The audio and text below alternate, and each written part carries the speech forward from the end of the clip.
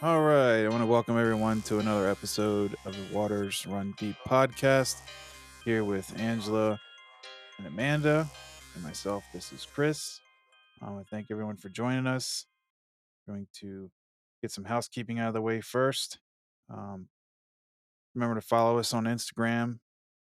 Also, go to your podcast platform of choice. Please rate and review us. It really helps us out. Tell your friends and family. Let everybody know where to find us. Any podcast platform will do. Really helps us out. We're gonna still looking at doing a Patreon or something like that. That's somebody can help us out and throw a little monetary stuff in there. Um, yeah, that's where we're at. Love it. All right. Should we talk some Florida man? Yeah, Give us a good Florida man. Okay. I did give you all, before we recorded, the option of what you wanted. And so this one is a little gruesome, but like, what? All right. Florida man who killed couple and chewed on their faces avoids jail time with insanity plea. Wait a minute. 25-year-old Wait a minute. Florida man. Go ahead. I'm sorry. Go ahead. Yeah. 25-year-old Florida man, Austin, cannot say his last name, will avoid jail time after a judge accepts his insanity plea of killing a couple in 2016. Um, this man attended Florida State University prior to the attack, was arrested 6 years ago when he was accused of killing 59-year-old John Stevens and his wife. The case was set to go to trial on Monday, but will no longer happen after he pleaded not guilty for reason of insanity on 2 counts of first murder and other various charges. Their neighbor was also seriously injured um, when attacked. He was facing life in prison and allegedly had chewed on the face of one of the victims. Some of the family members of the dead couples shared expressions of anger, etc., because they can't understand why he was able to get off with the insanity plea. Well, sad as Yeah, that is, he does sound a little crazy. I mean, how do you chew on someone's face? you just bite it and rip your skin off. Did you not see The Yeah, but Walking that'd be Dead? chewing and eating their face. I mean, how like chewing on their face? I just picture somebody like sucking while biting their teeth or something crazy. I don't really I don't know. I can't picture how that worked. I imagine when I read that, him biting at the nose, 'cause I feel like the nose is a place you can really gnaw because of that cartilage. Oh, I feel like yeah, I've thought okay. about this. Like, and then, they might, because they're older, maybe they probably have a bigger nose since your nose does get bigger as you get older. And I bet you you could like bite some cheeks. Maybe a chin. My chin would be a good chin to gnaw on. Okay, I mean, I can see that. Is it I mean, so but I take it he didn't eat their face since there was no, like, actual bites or Yeah, chunks it just missing from the face. said chewed on. So I'm assuming he was like took some like gnaws but didn't go away with it. I feel like we're missing a thing, like, was he on bath salts or something? Because I Ah, remember a few years ago, before that, there was a guy that went nutso in Miami, I think it was, on bath salts, but there's a conspiracy about that says it wasn't bath salts, it was in fact a MK Ultra, late stage gone wrong. yeah, I was thinking that. No, so he apparently had two mental health experts talk to him and said he has suffered an acute psychotic episode at the time, where he claimed previously that he was fleeing a demon-like figure called Daniel, which was said to be howling because he believed he was half dog. So he had a Oh, man. hellhound on him named Daniel. Yeah, Yeah. Sounds like an episode of Interesting. Supernatural. that's like Angela's favorite show. Hmm. I've never watched it. It's Is it so really? good. I have the tattoo, right? The anti-demon possession one? Yeah. Of course you do. In the right spot too. I don't even know what that means. He can't get possessed by What? demons. Yeah, okay, here's the deal. I didn't start watching it because I don't really love like scary things. And now I just feel like it's a really big commitment. It is. It's 15 seasons, and it's like Yeah. 22 to 24 episodes a season. It's like the Yeah. same reason I don't watch Grey's Anatomy. I'm like, it's just too big of a commitment. I mean, it's a good binge show if you know, get the COVID again. Yeah, it is. It is. It's Old Faithful for me. Like I can always that and Burn Notice are like my go-tos Oh my if god, I there's love Burn nothing. Notice. Yeah. Why you two are my best friends because you're the same person and I have no idea about either of those. Yes, you do. I watched Ted Lasso, the Mindy show. I know you've watched Burn Notice because you've sent me something like many I have moons ago. when Burn Notice was popular, I Yeah, watched it. Yeah. because what's his face got what arrested for drunken disorderly or something like that. Now he's on Yeah, Law and Order though. He's doing all I right. know. Okay, so let's go back to this guy. So in the interview, this guy apparently sorry, go back, sorry. So he in February of 2017, there was an interview done with Dr. Phil and the killer. Was this It broadcasted? yes, so I gotta find it somewhere. Maybe I can find it and post a clip on Instagram. Um, and then within this interview, he tells Dr. Phil that when he left a restaurant, he was running from a demon-like figure named Daniel. Um, and then Dr. Phil asked if he'd ever been taken flaca, which I think is a drug. And he responded, no, he's never taken a drug, and that none of his friends have taken flaca, and he's never even seen a drug. What is flaca? It's it's like a chemical. I think it's similar to like a bath sauce, but it's some shit that some chemist made up that it's similar to bath salts, I think. Like the same effect. I could be wrong. I'm not a drug expert. I don't know, but if I remember correctly, I think that's what it is. You are correct. It is actually bath. It's similar to the street drug commonly known as bath salts. Flakka is Oh, typically white or pink in color and is found in crystal form. So Its yeah, ex- so there was hold on, this hold theory. on, Oh, hold on. apparently Its I am a street drug name is expert. gravel. Oh, I just love the names they come up for drugs. It just makes you want to take them, doesn't it? Yeah. Okay, so side note, I read this article the other day about how McDonald's used to have these really cool, like long spoons that were for coffee, and they had to stop having them because people were using them for cocaine. And Plastic they spoons? actually, what? Plastic spoons? Yeah, yeah. And um, they actually would call it taking the Mickey, and it was from that. You sure it wasn't heroin? Hold on, I'll find it. I Because feel like if someone looks at my search, they're gonna be like, "This woman's obsessed with two things." No, it's because cocaine. The I cocaine spoon. really Here, I'll share it with you. Mhm.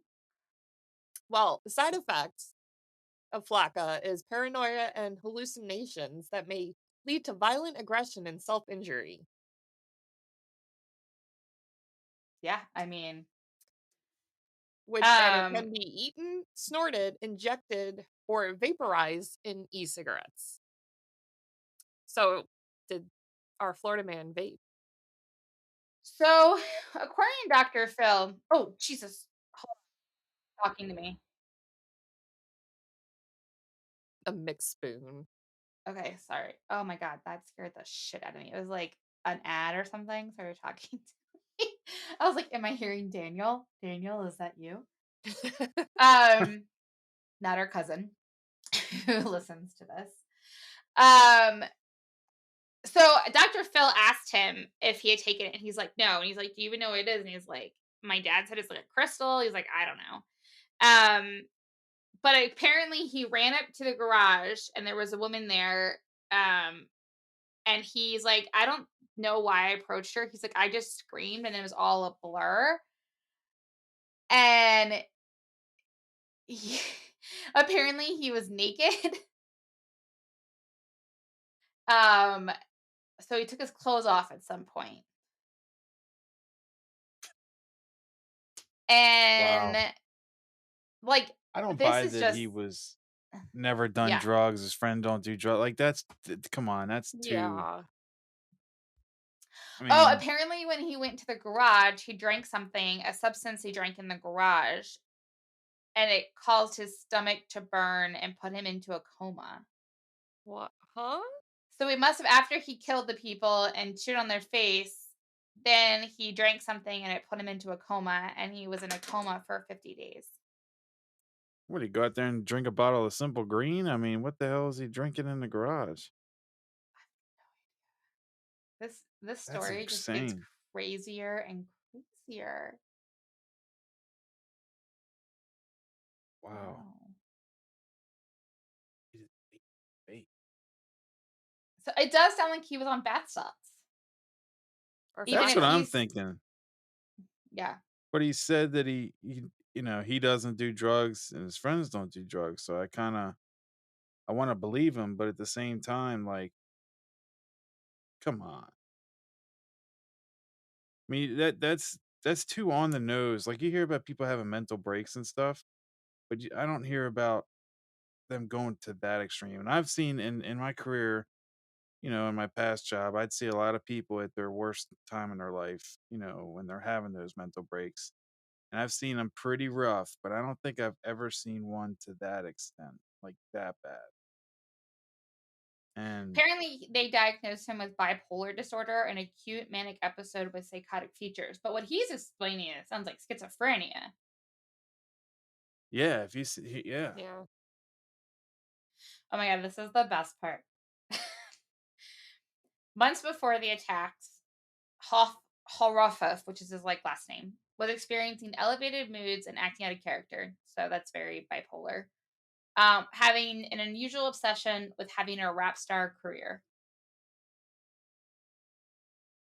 He wanted to be a rap star. And then he started feeling like he had superpowers and thought he was like Jesus and should be worshipped, and felt so invincible he would walk in the street in front of cars. yeah, he's definitely doing flocka and cocaine and a whole bunch of other shit, Mhm, crystal He meth, played real life Frogger? right? mhm. He was on the whole gambit. Wow. Yeah, he definitely had some shit going down. I mean, I can see where they well, here's my question though, because they found him so sick. Like, um, Was he in the coma when they found him? yeah. Oh, okay, I'm just sorry to our listeners for all this new information. The original article, I clicked more additional articles, so it's telling me a little bit more. So it seems like the people that he did kill were like neighbors or someone close, and that's why he Wait, ran to help. he chewed Um, their faces but killed them? yeah, oh yeah, he killed them and then chewed one of the victims' faces. And the reason that he attacked the wife is because he thought that she was a witch. And then he got And scared, and that's when he attacked the husband. And then another neighbor tried to like save them, and he stabbed the other neighbor, but he didn't kill the other neighbor. He just hurt him. And then he doesn't remember encountering police or anything. He just remembers waking up in the hospital after his coma. But apparently, before I guess he went into a coma later because when he was with the police came, he was making howling sounds and writhing in contortions. So it definitely Yeah, sounds he was like on he's some on shit. something. yeah. But couldn't they have done like a blood Talk. DNA and like seen it, or is that not The something that problem comes up? is a lot of those drugs like bath salts and all that stuff, it doesn't linger in the system like a lot of other items do. But So it's hard to if like he's in a coma, they're hooking up to an IV. Can't they take his blood at that time? yeah. Yeah, I mean they could, but it runs out of their system. Like it's pretty much as soon as the high's gone, it's pretty much out of their system, a lot of that stuff. Like it doesn't have that long half life in the bloodstream and Mm. urine. Well, and I also wonder because of him drinking whatever he drank, if they're not able to like That's decipher another what good was from what he Yeah, if they like drank and what diluted was it. Yeah. yeah. yeah. Or flushed out of his system. Or like it's just like when you pull a text, you're like, well, I don't know if that's from him drinking bleach or taking flocka. Also have And no he idea what sealed the deal flocka on is. his insanity plea because of that. If they would have Mm-hmm. found Mhm. drugs in his system, the insanity plea would have been shot. Yep. Interesting. Yeah. So this is kind of a oh yeah. So yeah, this is interesting. This is a really weird case and super excited that we talked about it. I hope he finds peace and solace and enjoys spending the rest of his life in the insane asylum. Yeah. Yeah. Chris, I shared with you about the mixed spoon and how it was I ideal for snorting cocaine. I looked at that and then I did a quick Google search and I had to put the picture because the article doesn't show you like where the action's at. It doesn't show you the spoon part, it just shows you the McDonald's part. Yeah, Oh, I it was looking didn't? at the McDonald's part and I was like, how the fuck what the fuck are they using that for? So Yeah, then I it's just found the like a arches. picture. Yeah. I found a picture of the Oh, spoon part and I was like, oh, now I get it. Okay. yeah. That's Yeah, I read it. I hilarious think it was on though. Instagram. Hey, people will use whatever they need to get what they need, right? And Yeah, so but I do you remember McDonald's having those? Because I don't. It was in the '80s and that was really Oh. '70s. I'm weird. looking so I just Googled it and clicked on a picture and it took me to eBay. Someone's trying to sell one vintage 1980s McDonald's coffee spoon, the spoon that changed America, for almost $800. I need to find some of them spoons. That's the highest price one I found. Buying that. Some are, like, a little bit more reasonable, like, there's 2 for 17 bucks. Like, Still, McDonald's, you need to hook me up with some of them spoons so I can flip them. a lot of poor McDonald's coffee stir cocaine spoons banned vintage 1970s, 1980s for $12. Yeah, but I don't like Wow. you saying the spoons that changed America as if the spoons are the reason that we had a cocaine and crack epidemic and not Ronald Reagan. Yeah. Fair point. But that could be a Fair whole point. different podcast topic. 100%. He So, also ruined our psychiatric uh, system as well by yep. closing majority of the government ran psych facilities instead of fixing them because there was definitely issues with the psych federal and state psych places. There was definitely issues, people being mistreated, et cetera, et cetera. So I'm not saying that they were perfect by any means, but it would have been much more beneficial to fix that problem rather than shut them down. But I think But that we would have digress. changed. Yes, and it would have changed, I think, the way our current status in the world right now, at least for the US by far. But Mhm. as Amanda said, Do I you ever digress. Let me listen? I know like we're getting off topic a little bit, but that's what we do. Do you ever have you ever listened to Freakonomics or read the Freakonomics book? No, no. They give a really interesting like viewpoint where they connect things that you're like, I don't see how that would connect. And you're like, oh shit. Like, because so the one I always think about is like abortion became legal in 1970s. And the interesting thing is like we've seen a drop in serial killers. And like there's this really interesting connection to like less serial killers and less murders and stuff since the legalization Wow. of abortion, which is really interesting now because we're They decided it's overturned that. 1955. Yeah. Um, yeah. So really curious. Speaking of serial killers, we're going to talk about them in a couple episodes from now, but the most recent killing in Idaho, have you all been following that? The college thing? Yeah. Yeah, yeah. I haven't been following it too hard, but I know about it, bits and Yeah. pieces. So that is really interesting. I've been kind of reading a little bit more about it, and this guy really was thought he was just so smart and was trying to like kind of emulate BTK and Got caught bigger wasn't. than shit. Yeah, yeah. But now they're wondering, like, were there other things that have happened that, they can put together. So it's really interesting the way it's unfolding. And so, I'm sure there is. um, I guarantee you that wasn't his first time. yeah. Guarantee it. But Yeah, and based on how it was planned and everything. mhm. There was another guy that's similar to him not too long ago, and his name's slipping in my mind. What's the guys on last podcast used to talk about him all the time. It was one of their favorites. I can't think of his name. He was a younger guy, and he would like have kill kits set up, buried in the dirt in these different states, and he would fly or drive to these states, do his thing, and then fly or drive back. I cannot remember the guy's It's name. not BTK. No, it's not Mm-mm. BTK. This is like a I younger love guy. him. Who is that? Oh, So they're the ones that uh last podcast, speaking of which, are the ones that we're talking about on side stories. We're talking a little bit about this guy, the recent guy. So very interesting to hear. And that's something I think in the future we're going to kind of go down, is some conversations about some serial killers and why. And I'm excited because I think it's such an interesting topic. And um, yeah. for sure. All right, but before we do that, we probably should get into our. Oh, he was recent, Chris. Who? Israel Keys. Yes, that's him. Yes. Man, you were on it.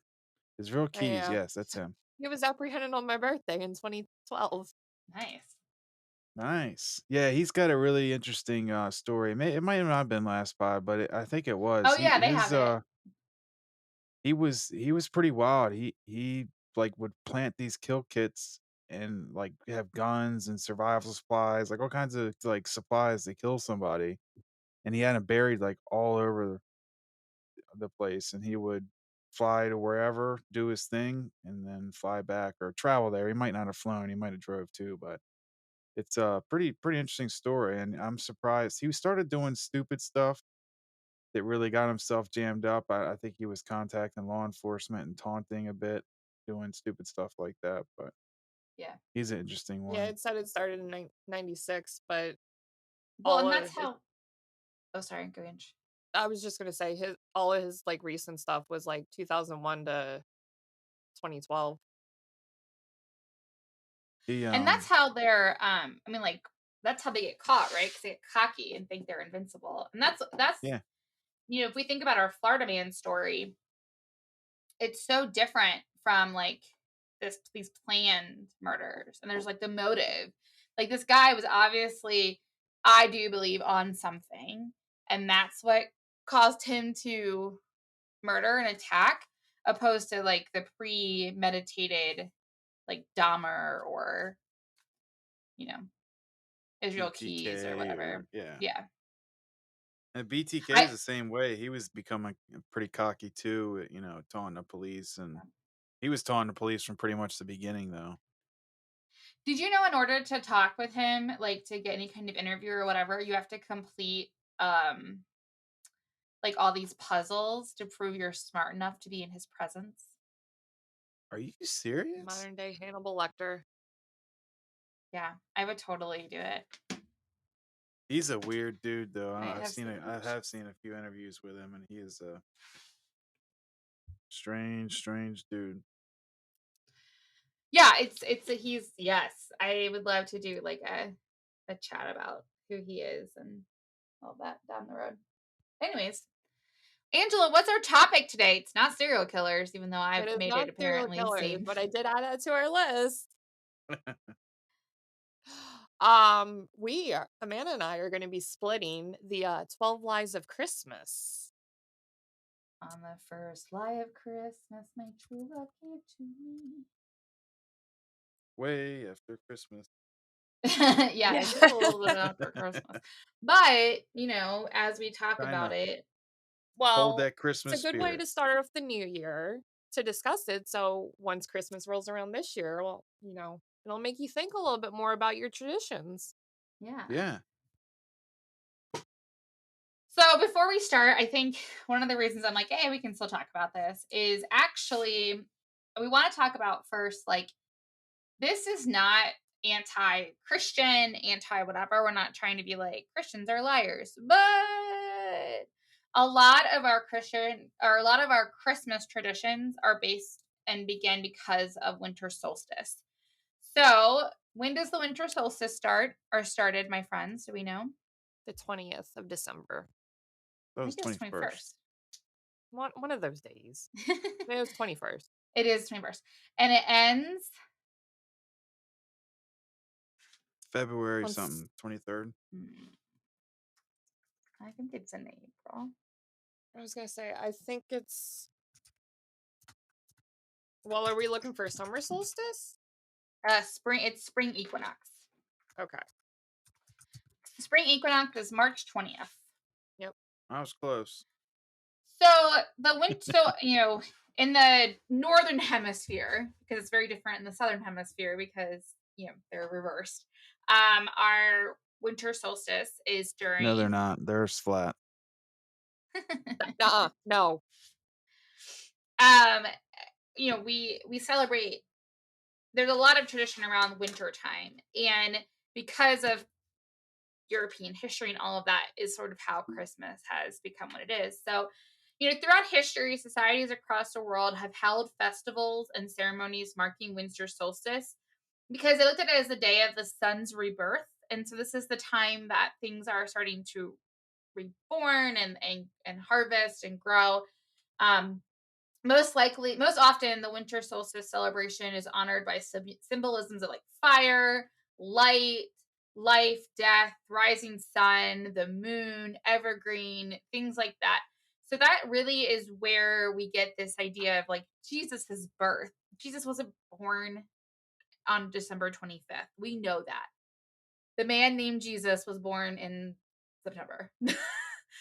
So that's sort of where we're going to go with this, and we're going to talk about some really fun different kind of traditions I think that we all experience, and that we celebrate if you are a Christian and celebrate Christmas, or if you're just a human who celebrates Christmas for the fun of it. It doesn't always have to be Christian based. And so that's one of the things I like when we did this research. Like I've said before, Adam is Jewish, and so he'd be like, I'm Jewish. I'm like, this is paganism. So I actually have like 2 really pretty wreaths on my front door that I don't want to get rid of yet, and they're real. And I was like, I'm leaving them up because paganism. So Anne, you're gonna start us off with the 12 Days of Christmas song. Well, I'm not gonna sing the song because I don't want to torture you guys with my awful singing voice. But do you recall all the 12 Days of Christmas in the song? I know them all. I know you do. Does Chris though? No, I probably get 1 or 2 maybe. No, it's My True Love Up Gave to the to 5 Me. golden rings. Yeah. 2 turtle doves.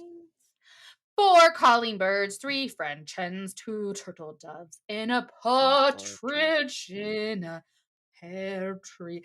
I love that someone's like, why are we giving so many birds? What's with all the birds? Yeah, what are we doing with all this? There's a fantastic TikTok that someone made about like, I have a great idea for a Christmas song. And they're like, why so many birds? I'll have to send it to you. So yeah. So obviously for our Christian viewers, we know, or listeners, not viewers. No one's watching this except us. We got the 12 Days of Christmas that leads up to it, which the song, but it originally originated from the numerous pagan festivals that occurred around midwinter, so prior to the winter solstice occurring.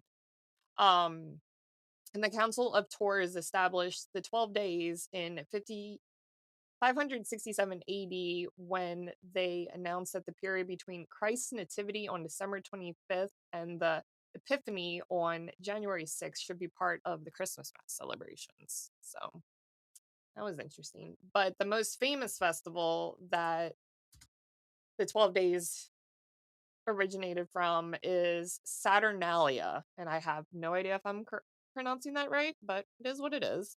And that started on December 17th, and by the imperial period lasted a week. So that would kind of be your 12 days. And then there's also Brumalia, which marked the winter solstice on December 21st, and celebrations that carried into January, with January 7th dedicated to Janus. So January was the month of Janus, which was the god of beginnings and endings. So I don't know why Yeah. I did that. I guess I was typing. Anyway, so yeah, that's where we got Hmm. our 12 days from, and stuck around. Yeah. But Christians why needed so their many own. birds? Right. Yeah. I still don't answer the bird question. I mean, all the couple websites that Man and I found our information on, there was nothing about birds during paganism, at least I from use what I them could as see. sacrifices. Maybe.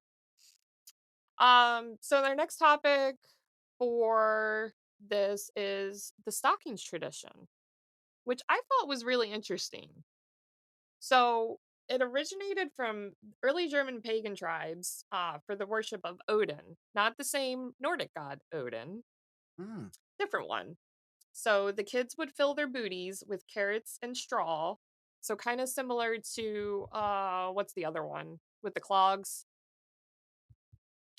Oh, I was Spanish, Am right? I making? I'm not making things up.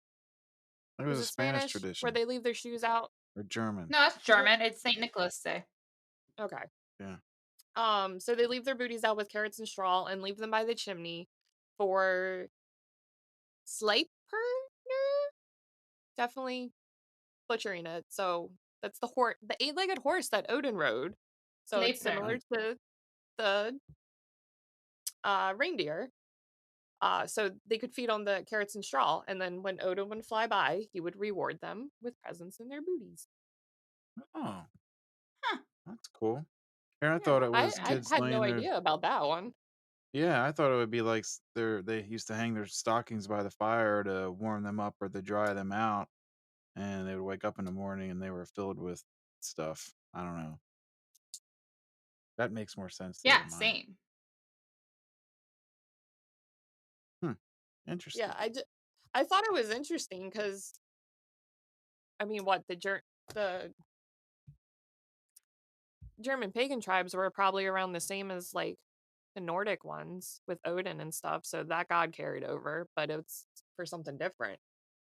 I think they're all the Yeah, same guy, that's and they super just got interesting. lazy with the names, and they said, "Ah, I like it, and I'm going to keep it this go around." I think that's what it was. It's all the same people. Yeah. Well, also like considering how the Vikings, uh, what's the word? Um, Integrated or yeah, yeah, Germans like are descendants from Vikings. well, Kirsten and I both have huge Viking ancestry, and we know we have a German ancestor. yeah. Like it's not like people are like, I'm German. Like, no, we legit can tell you her name. It was Gertrude. Mm-hmm. Oh, good old Gertie. Good old Mo. Okay. So I'm going to talk about Christmas trees or the use of trees. So the Christmas tree or the use of evergreen actually goes back to ancient Egypt and Rome, and then continued on with German tradition of candlelight Christmas trees that were brought to America in the 1800s. So again, because of the celebration of the winter solstice in the northern hemisphere being December 21st, many ancient people believed that the sun was a god, and that when winter came every year, it was because the sun god had become sick or weak. So they celebrated the solstice to sort of like get him better. Mm-hmm. And they did this with plants or trees that remained green all year. So that's like evergreens. So pine, spruce, fir trees, things like that. And they would hang them on their doors, their windows. So it reminded them, of plants would grow again when the sun god was stronger and summer returned. It also was believed that by keeping evergreens up, witches, ghosts, evil spirits, and illnesses would disappear. Huh. Um, That makes a lot of sense to me. That's pretty interesting because you think mhm. about it, even when you take those plants, like cut them and stuff, they still stay green, you know? How long do you think they Yeah. thought about what to name a evergreen before they settled on evergreen? I wonder what it is in German. And then like how it like retranslates. Yeah, So it's Ermergrün. I don't know if I said that correctly. sounds right. Oh, just this one's Immigrant, you said it right. Grün. Huh. Oh, I think it was it was a forest that it kind of came from. Oh, So Waldbuschsinger. The pretty sure you umlautens butchered always that one. get me. Yeah, the umlautens always get me. So I'm like That's the sound it makes. Now. umla. Hold on. Yeah, it's evergreen forest warbler. Is what the Waldbuschlinger is. Hmm. The ornithology word. Anyways, yeah, so but this was like all over. Like they even did the same thing in Egypt where they worshipped Ra. And they had at the solstice, Ra would begin his recovery and they would fill their homes with like green palms and all of that to show triumph of life over death. As Angela mentioned with the feast called Saturnalia, the god of agriculture, Saturn.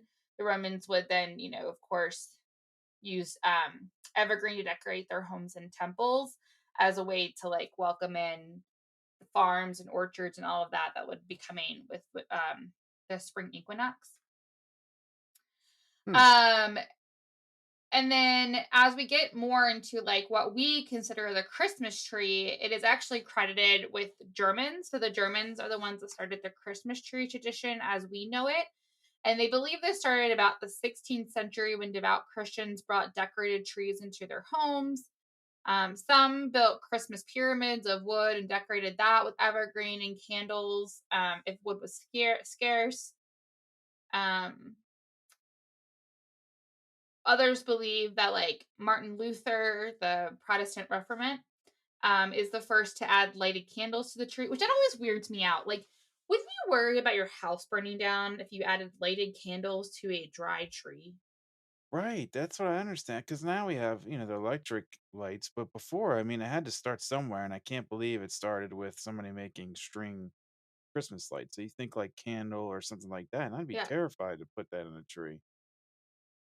Yeah, they used to just add lighted candles to a tree, and it was in the main room, and it was like wired to the branches with lighted candles. Like that Mm. just sounds like a fire. Mhm. So before the 19th century, Christmas trees were like really an oddity. The first Christmas tree in America, sorry. So the first Christmas tree to ever be kind of in America was found in 1930 by German settlers in Pennsylvania. And this was because, again, it was a very big German tradition. So the Pennsylvanian Germans were the ones that had him, brought them over. But before then, it was actually seen as a pagan symbol and not really accepted by most Americans, um, Mm. which is not surprising, right? Like we think about Mm. the New England Puritans. Christmas was a sacred like thing where you don't want to have pagan mockery. You want to make sure it's all stomped out, and they would Right. basically really considered like Christmas carols, decorating trees, any kind of joyful expression of Christmas, a pagan mockery of and a penalizing any frivolity of heathen traditions. So, Oh they didn't want god. to have fun with it. Um, but in 1846, popular royals like Queen Victoria and Prince Albert were actually shown like standing around their Christmas tree. Again, Queen Victoria and Prince Albert are German. Although they were British royals, they were German. And so they brought Mhm. that German Christmas tree tradition. And because of that, that's when it became really fashionable among like fashion conscious people and the US to have a Christmas tree. Um, Right. so really interesting thing is in Europe, Christmas trees are usually quite small, about 4 feet high, while Americans like their Christmas trees to reach from floor to ceiling. So, American, the bigger the better. Mm. And in the early 20th century, Americans decorated their trees with homemade ornaments, while German Americans continued to use apples, nuts, marzipan. Popcorn was really popular early on. And then again, now because of electricity, Christmas lights have made it possible for Christmas trees to glow. Again, to bring that light and fire that comes with uh, the winter solstice. And interesting now is Christmas trees are an American tradition that not only Christians celebrate. So a lot of folks who aren't even Christian have Christmas trees.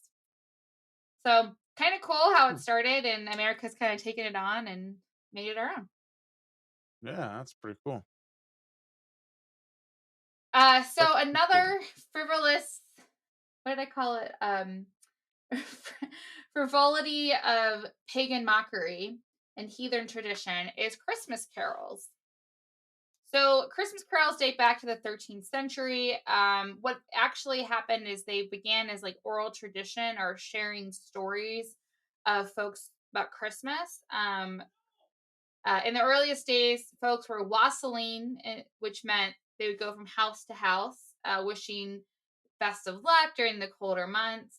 It would also be described as to offer a beverage called a wassail, which was like a hot and thick spiced beverage to those who came by to help keep them warm, which is kind of nice. And yeah, so the singing remained separate from Christmas until Saint Francis of Assisi began incorporating similar sayings and songs of well wishes in his Christmas service. And he Hmm. encouraged members of the church to embrace music during the holiday season. St. Frankie's method was a hit, and soon enough people began singing in their homes and really bringing it along, and um, just sort of passing down the songs to different family members. And then in 1582, the first book was published of Christmas carols, and this solidified songs across the world. Um, Most popular carols have been given a modern spin from their formal medieval tune, but they do continue to bring warm wishes and comfort for the holiday season. So, what is your favorite Christmas carol, and what is one song you would die happy if you've never had to hear again? Say favorite, maybe Trans-Siberian's Orchestra. I can't remember the name of it, but I like their Christmas. The one I can't stand is um oh, what's it called? It's not Santa Baby. It's not. Are you talking about Christmas songs or Christmas carols, like the old school ones, or does it matter? I think it could be either. I don't think it matters. At this point, yeah. Um, I can't think of that. What it's called? It's not. It's not the hippopotamus. Oh, the donkey. Dominic the donkey. Cannot stand Dominic You the never I don't heard think donkey. that I've one, ever heard Ange? that one. Oh, it's an No. Italian one. Well, not really, but it's I was gonna like say, Oh, it's if Dominic. it's terrible. Italian, I'm surprised I haven't heard it. It's awful. Hee Can't haw, stand it. hee haw. I'm trying to think how Um, it goes. It's Christmas Dominic Canon, the donkey. The, Jiggity jig. Hee haw, hee not haw. the Carol of the oh, hee Bells. haw. Doesn't Trans Siberian do Carol of the Bells? Yes, that's that one. Uh, Yeah, oh, it's that's that one one. of It's not the them. Christmas canon. Yeah, Christmas. Both of them are good. Those are like the two top. Because that's the one that everyone said. Mm. Ange. Um, so let's start with the one I could do without because, you know, they seem to overplay it during Christmas because our good um goddess that she is, Mariah Carey, emerges from the sea to sing us her wonderful tunes with All I Want for Christmas Is You. Yeah, I could do Yeah, without that one for agree. That'd probably a be my Mariah's while. one gonna of the bring you favorites. coal from the sea next year. I know she is. I don't know what my favorite is though. Probably the Chipmunks Christmas song. Saint Christmas Don't Be Late. Because I used to listen to that on tape all the time and would drive my parents insane. I love that. I love that. My one that I could do without is these are a few of my favorite things, which is How dare not you? a Christmas song. It Yeah, I is from The agree. Sound of Music. It happens during summer. It is not a Christmas song, and I get very angry when I hear it. And when I Do used to they really work, play it during Christmas? yes, all the Yeah, time. they did. They Huh. did this year. I know for sure. I heard it. And it makes me really mad. I And wonder when I where that worked, started. I don't know. Let's see. Like I know Why you do said it came they from The Sound of play? Music, but like who played it first? That thinking it's a Christmas duck. Oh, apparently in 1961, because Julie Andrews performed it. That long ago? She performed it on the Gary Moore TV holiday special, and that's when, yeah. So just because it was on a holiday special makes it a Christmas song? Well, because apparently, although wasn't written as a holiday song, there are lyrical references to sleigh bells, snowflakes, silver white winters, and brown paper packages tied up with strings. Okay, I'll give you that one There's then. also references to thunderstorms and candy. Like, it makes me so angry.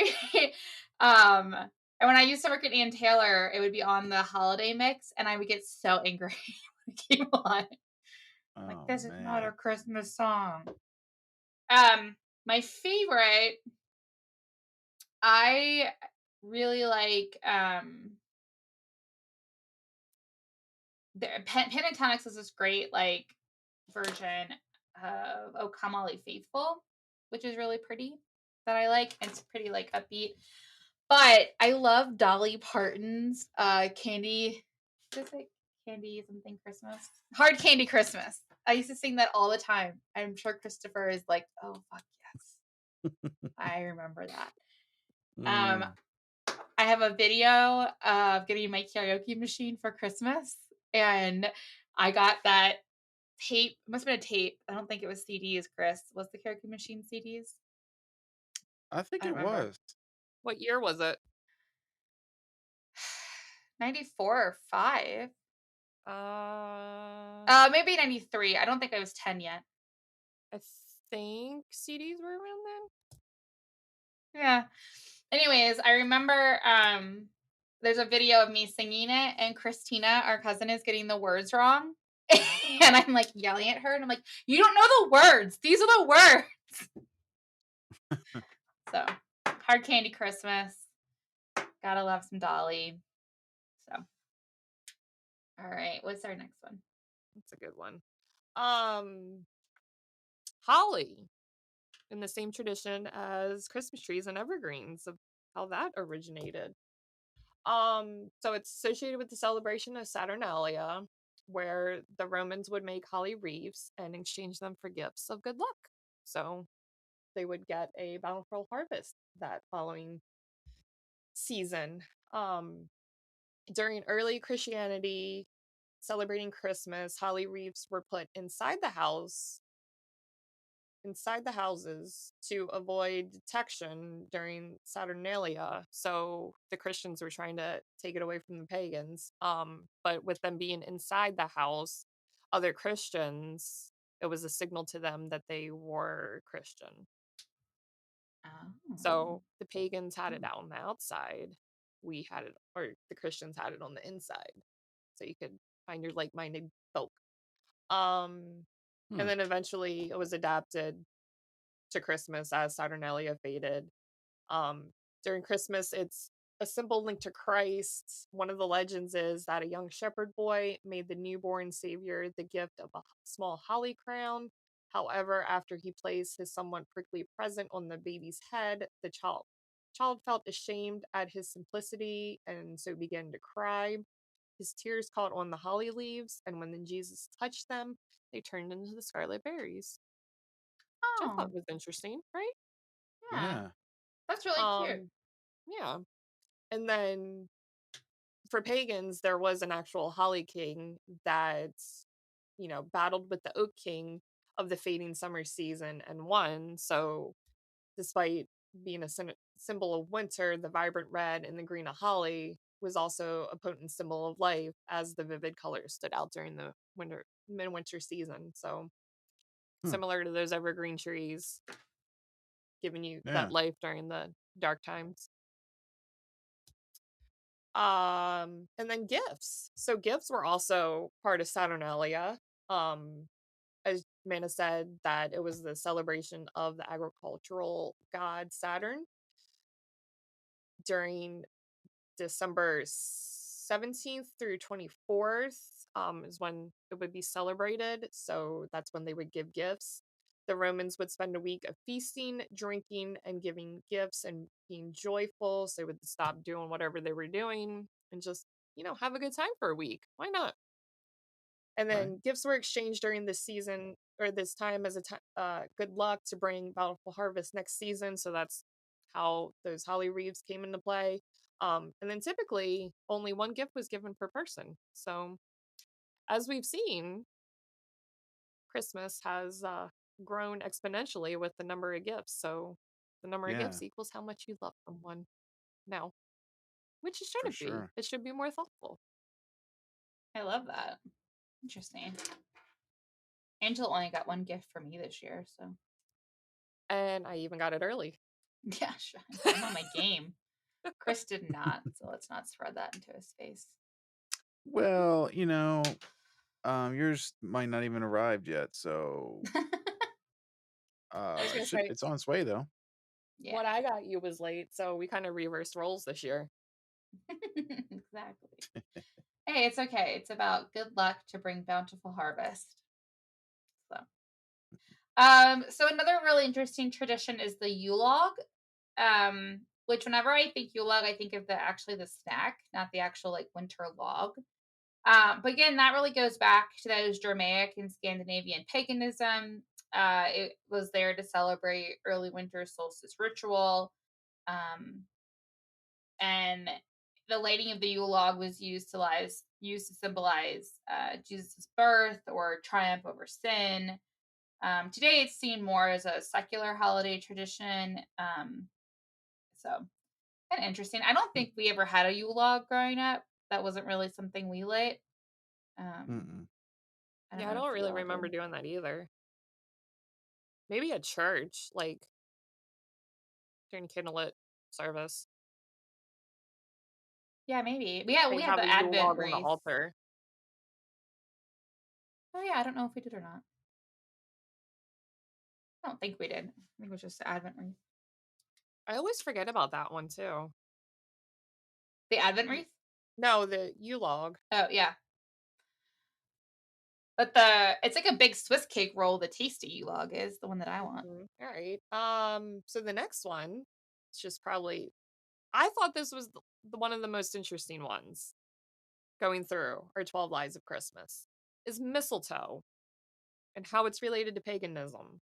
So Really? again, mistletoe was put up during Saturnalia. Um, the Romans, the Celts, and the Druids in the North, or the Norse, believed that it was a sacred plant. So it was very popular during those times. Hmm. Romans, they would perform fertility rituals underneath it. What are these fertility rituals and how do I get them to perform them? Oh, Right? that's on the cult episode lines. But I think you know what they are. I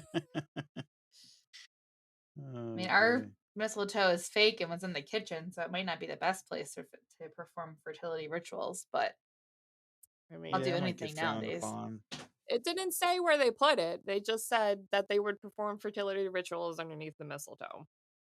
And for the Druids, it symbolized peace and joy. So during war times, if the enemies were to meet underneath woodland mistletoe, then they would drop their weapons, form a truce until the next day. So in a way, kissing is a form of truce. Oh, I thought you were gonna say they Kissing threw their leads weapons to. down and started doing it or something.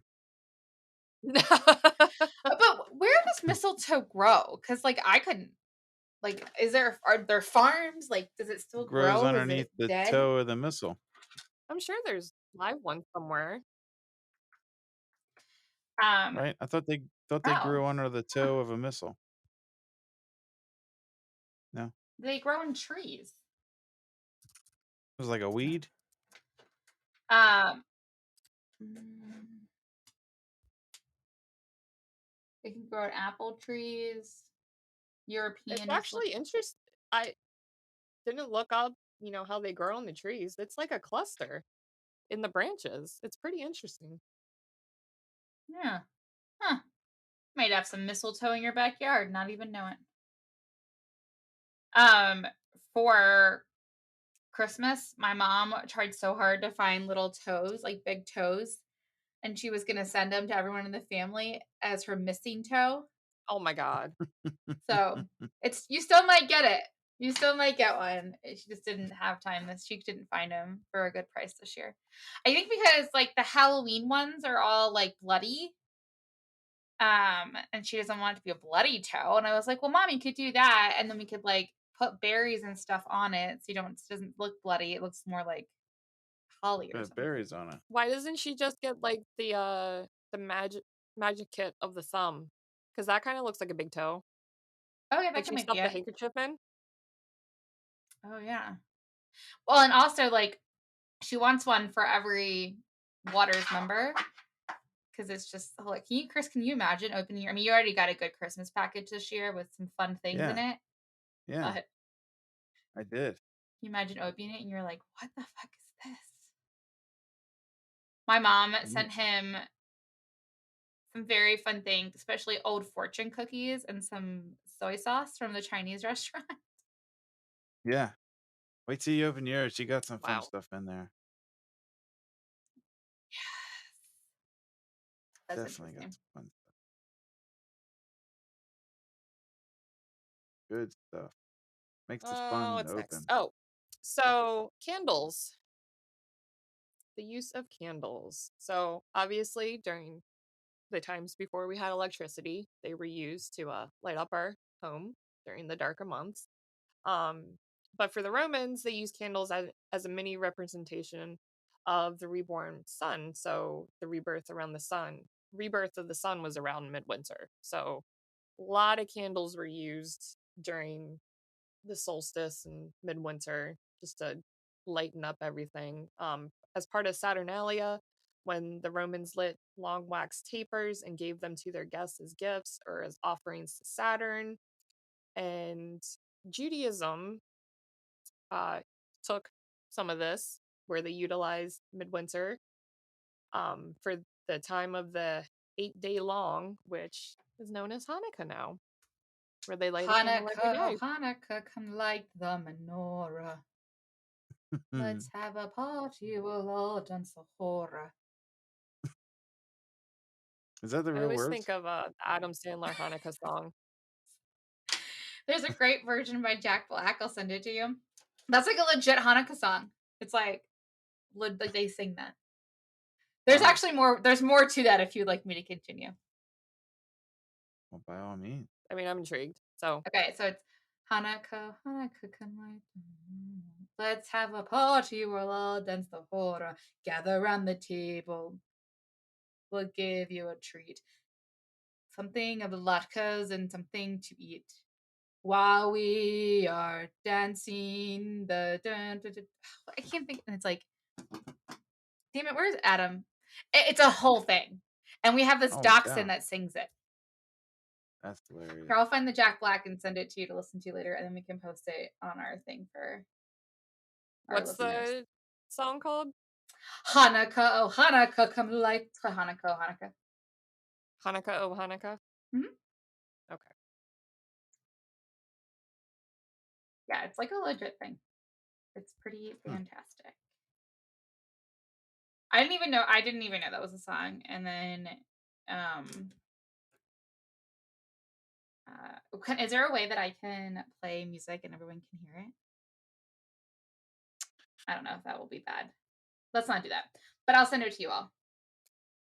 And you can listen to it. Jack Black's version is the best. As one Because would. He's amazing. Imagine. I really like this year's Hanukkah because Emma, Chris's daughter, does Hanukkah with us every year and lights the candles. And I feel like she was way more interested this year. Like she wanted to know more about it. And I like that I got her to understand it when I was like, imagine if your iPad only had enough charge for one day but lasted 8. And she was like, what? So, At least you got that. yeah. That's Hanukkah. All right. And then we kind of, Amanda, you kind of touched on this on, where is it? I guess during the Christmas trees, where they go around caroling, being all joyous and stuff. But one of the things was feasting and overindulgence during Advent. So for Christianity, you would fast from Advent to Christmas Eve to prepare for the nativity, and upon Christmas Day, you would be indulgent and excessive. During the Middle Ages, it was customary to put down your tools for the Christmas period and enjoy a surplus of food or drink and riotous entertainment. Ooh. But because of this, the early Christian leaders in the 4th century AD warned against too much pleasure during this time. Of course they did. Yes. So Saint Gregory Nazianzen? Nazian. Okay, sure. From 389 AD, who was one of the 4 fathers of the Greek church, criticized the customs of feasting in excess and dancing at Christmas. Was very similar to what pagans did during Saturnalia, to suspend normal life and where pleasure ruled. So for them, it's a time where men remembered a golden age where work was unnecessary by stopping work and making merry noise on every side, and with the song and the games. Oh, I really wanted you to say the Bible verses that you have here. Oh, I'm going to. So I was like, maybe this is where that whole phrase "eat, drink, and be merry" came from. It was not, but I'm sure it had, some sort of resemblance to it, or association. But it's actually from. Oh God, I hate you. It's from the Bible verse of. Come on, Ange. You can do 13 years of Catholic school education. You got this. I know. This is a hard one. It's a hard one. Shlishishish and Isaiah. Ecclesiastes. Yeah. Ecclesiastes and Isaiah. Where the verse was, "Eat, drink, and be merry, for tomorrow we die. We should enjoy life as much as possible because it will be over soon." So uplifting and merry. Right? Right. I feel like that's the old version of oh shit, I just lost it. What was the one? Like, remember in 2010, people kept saying it'd be like one life, or what's the Kanye thing when Kanye was cool? Is Kanye ever cool? YOLO! YOLO! YOLO. Oh. Yeah. You only live once. That's what I feel like this is. This is like the Bible version of YOLO. Yeah. I can go with that. Yeah. Love it. I mean, I would have thought "Eat, Drink, and Be Merry" would have came from, just overindulging yourself during this winter solstice time, but it wasn't. It's from Ecclesiastes. Yeah. Well, Isaiah is Old Testament, so that's the Jews saying, eat, drink, be merry. And they're pretty merry people. So Yeah. And then the church fathers thought that the practice detracted from the religiosity of Christmas, the overindulgence. But, as we kind of stated before, everything's overindulgent at this point with capitalism and Christmas. So. Yeah, Very maybe true. we need to put Christ back in Christmas.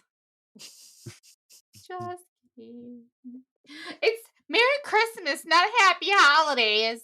Get over yourself. Sorry to all our listeners who might feel that way. How does Adam feel when you tell him Merry Christmas? Or He's when in the back. someone he doesn't know, someone that doesn't know that he's Jewish. I mean, have you seen his nose? Just kidding. He would make that joke. He probably I is have seen listening your at that right husband. now. It's been many years, but I have seen your husband. They celebrated Christmas at his office and they were like, "Are you okay celebrating this being Jewish?" And he's like, "Yeah, my house is freaking so much Christmas shit." He's like, "I have one table of Judaism, the rest is all Christmas." So I think because he is married to someone who is obsessed with the Christmas holiday, he's like fine with it. Um he did not grow up celebrating Christmas and he grew up in a really Jewish town in Chicago, so it wasn't like a big thing where he grew up. But my father-in-law, although Jewish, grew up in the downtown part of Chicago, like a neighborhood, and they actually celebrated, like they didn't celebrate Christmas, but they celebrated the secular aspects of Christmas. So he wishes us Merry Christmas and stuff. And Huh. my mother-in-law does too. And then the cool thing about this year is like Christmas and Hanukkah were the same time. So if someone said Merry Christmas, he would say Happy Hanukkah back because it was the same time. I usually just say Happy Holidays Yeah. to people. Sometimes I throw people off and I'm like, Happy Winter Solstice! Merry Festivus to the rest of us. And people are like, we also live in Colorado, which is pretty liberal. So folks are pretty like cautious with their words. Yeah. So, And their pronouns, but I'm sure. oh yeah. Yeah. I'm very used to introducing myself as my name is Amanda. My pronouns are she, her. But yeah, he's You pretty cool. I introduce think yourself that way? I in couldn't keep track of it. conversations. Mhm. Oh, What wow. other people's pronouns are or what yours are? Both. Both. Well, like on Zoom, I have it as my name. Like it says Amanda, whatever, and then it says she, her in parentheses. Huh. Did But you I put also that in your ask email people if signature I'm too? what? Did you put that in your email signature too? Uh-huh. Yeah. And I ask people what their pronouns are if I don't remember. Or if I don't know, I just say they and them. Just fine. Or their name. So Huh. Interesting. well, I think it's time for a little game. So Angela, do not cheat, because I know you're on this doc with their information. So before I talk about Father Christmas or Santa, one of our favorites, I thought we could play a little game where I'm going to tell you their name and you're going to guess what country they are from. Oh boy. All right? Yeah. I guess. So our first one, it could be two countries, so I'll give you either. But they refer to Santa or Father Christmas as Père Noël. French. Yes. Yeah. So that could be France or or Belgium, which makes sense because Belgium, they either speak French or Dutch. Belgium's fake French. That's what my sister-in-law will tell you. How about Pape Noël? Spain. Some Spanish country. Oh, it is Brazil, which is not Spanish. They speak Brazilian Portuguese. Other fake Spain. Viejo Pascuelo. Yeah. Viejo Pascuero is Chile, and it actually means Old Man Christmas. Old Man Christmas. Love that. Yeah. Dunche Lauren. Dunche Lauren. Are we going Swedish? Yeah. That's what I was going with. Dunche Lauren. Nope, that is China, and it means Christmas Old Man. So we got All Old right. Man Christmas and Christmas what Old was that Man. one? Christmas Old Man. All right. Kurtzman.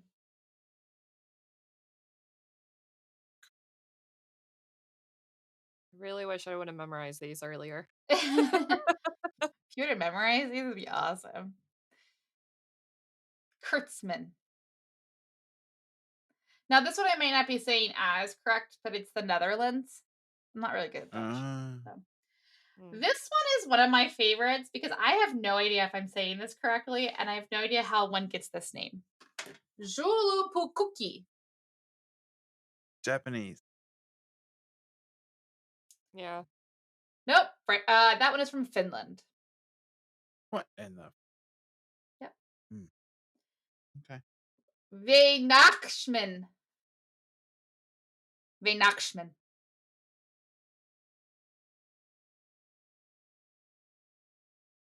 Actually, I've had Weihnacht. It's Weihnachtssman. Weihnachtssman.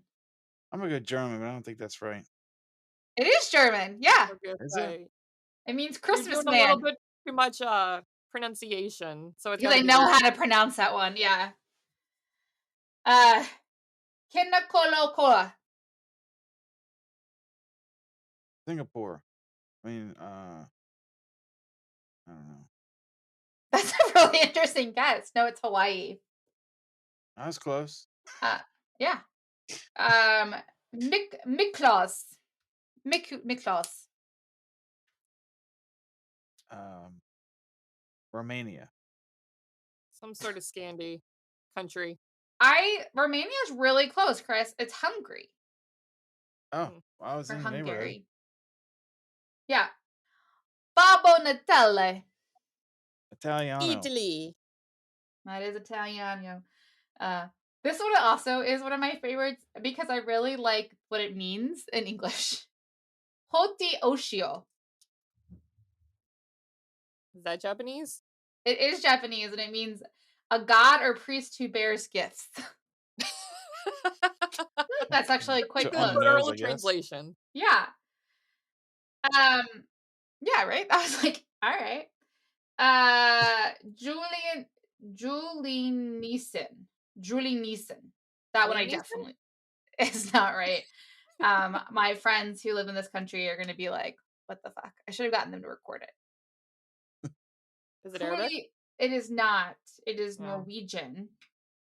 But the English translation is Christmas gnome.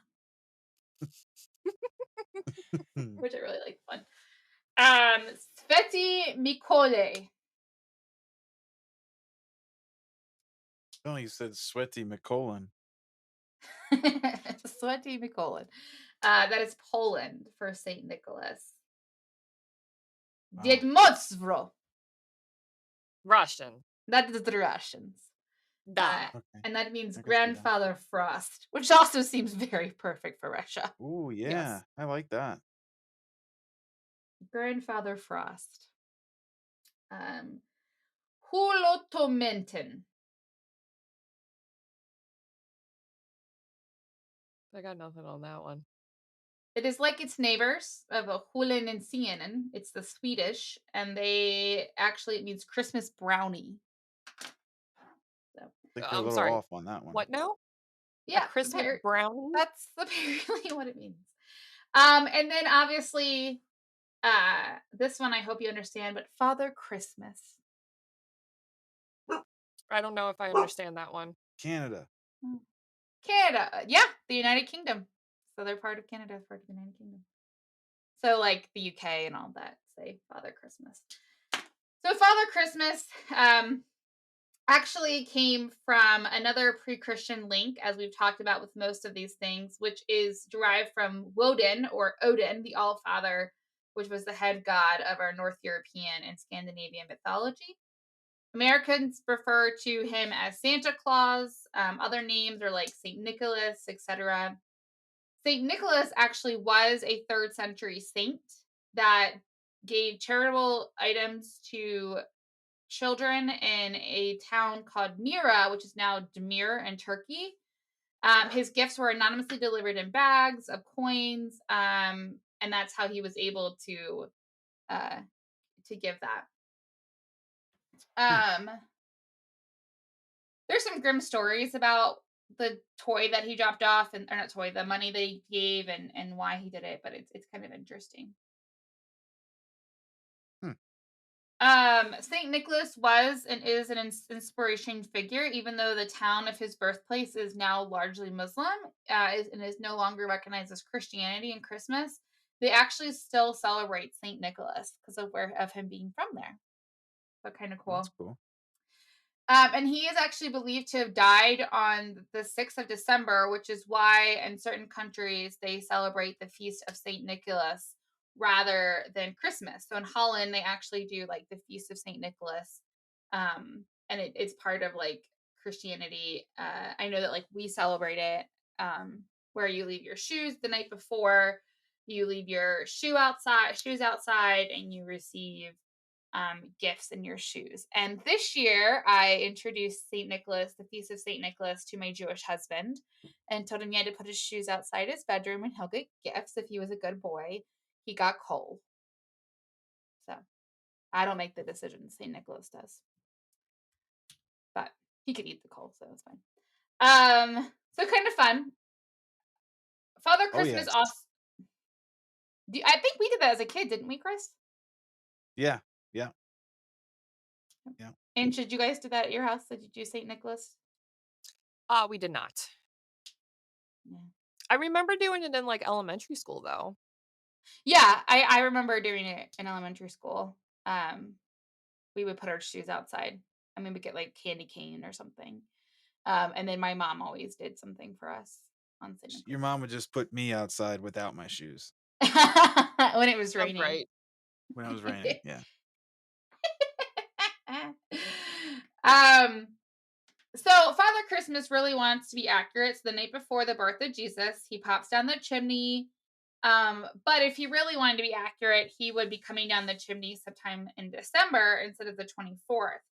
So the reason that they again celebrate on the 24th or celebrate Christmas as the 25th is because Pope Julius I, from the 4th century AD, said that is when we are going to celebrate Christmas. We want to popularize it with Christianity. So we're going to make sure it's around the same time that the Romans and Babylonians celebrate the beginning of winter. And so this is why early representation of Father Christmas shows him dressed in green or having green shoots of like spring coming out, like a little bit more paganist if you look at it. And that's why when you like think of pictures of Father Christmas opposed to maybe Santa, he has like wreaths on him and like holly and stuff like that. It was to really connect him to that Roman paganism that we talked about. So Mm. kind of I cool. don't know. I've so when you and I were going through trying to find stuff, my favorite thing that you sent me was that TikTok of that guy, and it's the pagans, and they're like, "Oh, happy winter solstice," and then Jesus appears. Yeah, and he's like, we're gonna take over on this. And the guy was like, but what about this? No, what about this? No. And then the Christmas tree, like, you can stay. Yeah, Yeah, we'll have they to were post like, that to our Instagram. "Wasn't your birthday months ago?" "Yeah, but I'm gonna take this over." And they're like, "Oh, no, you can't do that." And he's like, "Dad?" And then the thunder occurs. They're like, "Okay, okay, okay." Oh yeah, I forgot that I sent that to you. So on the flip side of Father Christmas, we have one of my favorite like other Christmas time things that I think has just like recently become super popular in America, but has been popular in a lot of Central Europe for a long time, and that is Krampus. So, Chris and Angela, are you familiar with Krampus? I love me some Yes. Krampus. I mean, it's a Yes. great movie with Adam Scott in it. Oh, Adam Scott's in that show I was telling you to watch. Yeah. So Krampus is a half goat, half demon monster that punishes misbehaving children at Christmas time. He is believed to be the devilish companion of Saint Nicholas. And how I like envision it is if you've ever watched the show on Amazon called Omen, where there's like a good spirit and a bad spirit, and they like are best friends, but they like get together in trouble. Isn't That's it how Bad Omens? maybe it's Bad Omens, yeah. With, it's got Martin Sheen Yes, and and one of the doctors from Doctor Who. yes, they're like best friends. It's so funny. Yes. Oh You my should god, that watch show's it. great. Great show. It's coming back. But imagine that Krampus and Saint Nick are like best friends, and they hang out, and one, you know, like they're like the polar of good and bad to help children. So Krampus is believed to have originated in Germany. His name derives from the German word Krampen, which means claw, and he's thought to have been part of pagan rituals for the winter solstice. According to legend, he is the son of Hel, which is the Nordic god of the underworld, who is the daughter of Loki, which we could put in a whole thing. Oh, we should add that to our list as Nordic mythology, because I love Nordic mythology. Done. Well, that's a good one. With the spread of Christianity, Krampus then became associated with Christmas. But despite efforts, the Catholic Church has banned him, probably because of the whole, like, you know, devilish companion and half demon thing. They don't really like that. But in Germany, they do celebrate Krampus. He is said to arrive the evening of December 5th, which is the Krampusnacht, or the Krampus night. So while St. Nicholas rewards nice children by leaving presents, Krampus beats those who are naughty with branches and sticks.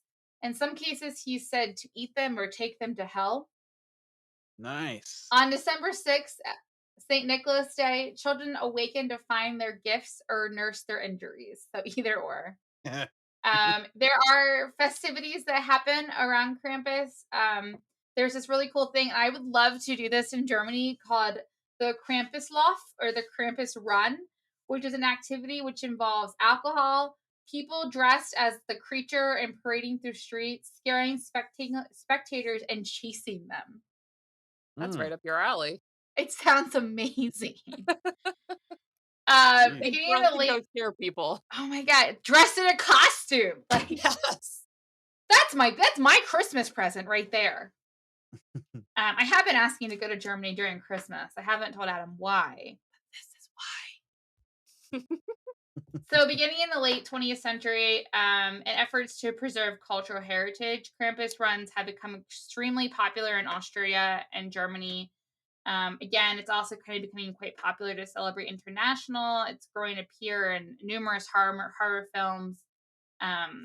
And it's kind of a reaction to the commercialization of Christmas and like the secular experience of Christmas is like having that other side to it, which is kind of fun. So, yeah. So that is the fun story of Krampus. I really am excited. We'll post some pictures on our Instagram of the Krampus runs. That there are a couple that I've seen, so I'll find some we could post there. But yeah, so fun coin, same coin as St. Nicholas, but it's the other side if you're naughty. So Chris, you can get rid of that damn elf and just tell Emma if she's bad, Krampus is gonna come get her. Yeah, I figured I'd break that one out when she got a little older. I don't want to get her too hard yet, but that Krampus will definitely be making an appearance as she gets a little older. Maybe next year. Yeah. All right. At what age do you say no more elf? Time for Krampus. It's tough. I think it comes with maturity. It depends on how mature they are.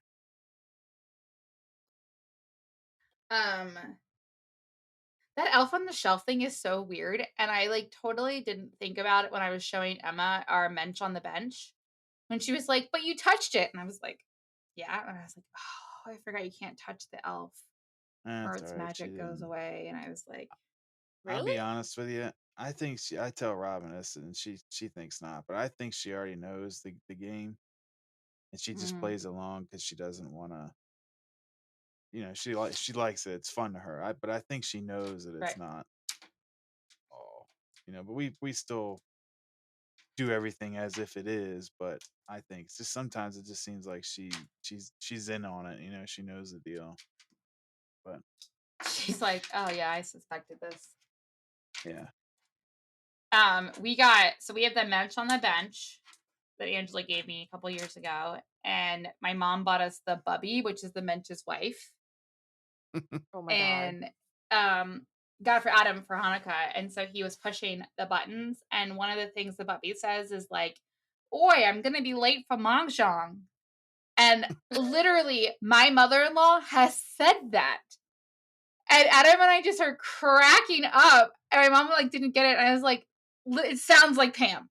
It was very funny. It was like, watch the latkes, they're burning. I was like, this is great. Who thought of this? Did you get her that mug? Yes, for Hanukkah we did. So, The Old Bay one? yeah, but it's like Oy Bay. Yeah. Yeah. Yeah, she loved it. So, they're funny. I love it. Cool. Well, that is our 12 lies of Christmas. I think the lesson to be learned here is that a lot of Christmas traditions come from paganism, and especially Scandinavian, Roman, and Germanic paganism. And so next year, when you are decorating your house and putting up your Christmas tree, just think of the Germans. And when you're putting your evergreen up, think of the Romans. And when you're wanting when to your child's being bad, threaten them with Krampus. Yep. All right. Well, I want to thank everyone for listening to this episode.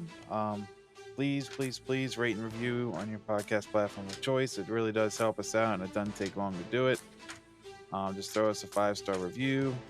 Even if you don't write anything, just throw us a 5-star review. It really helps us out. It builds up, our listener profile, and we want to keep pumping these out. We kind of been slipping the last part of the year there, but we are planning out to hopefully start pumping them out more often. Kind of look at what we were doing in the beginning.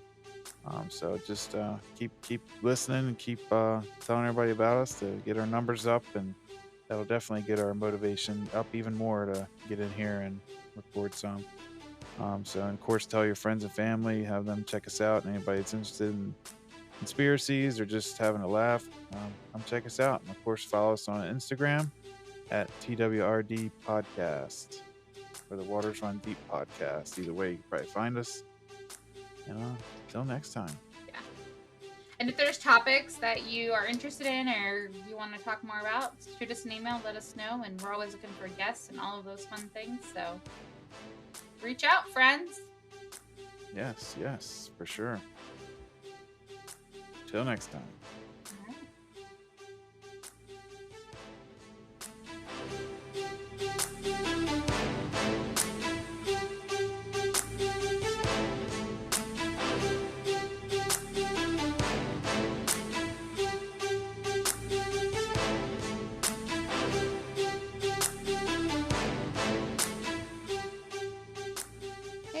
Angela here with this episode's fact-checking and extra tidbits for episode 18, the 12 Lies of Christmas. For the My Favorite Things topic or item that we were discussing, My Favorite Things was first heard on the Broadway production of The Sound of Music on November 16th, 1959. It was composed by Richard Rodgers and Oscar Hammerstein. And the first time it was associated with Christmas was in 1961 when Julie Andrews performed the song on the Gary Moore TV holiday special, which was a few years before the movie Sound of Music was released, it was filmed in 1964 and then released in 1965. For mistletoe, it is a hemiparasitic plant in which they attach to their host tree or shrub by a structure called a haustorium, through which they extract water and nutrients from the host plant. We'll be sure to post a picture of how mistletoe grows on their host plants on our Instagram posts. And then the show that we were discussing in relation to good and evil and God and all that was actually Good Omens, not Bad Omens, as I had previously thought Bad Omens is a band. So Good Omens is a fantasy comedy series created and written by Neil Gaiman, which was based on his novel of the same name. It airs on Amazon. It was first released in May of 2019 and has, I believe, one season out. They're still working on getting the remaining seasons in production, but as far as what is available to you on Amazon Prime, there's only one season, and that's all I had for you. Take care.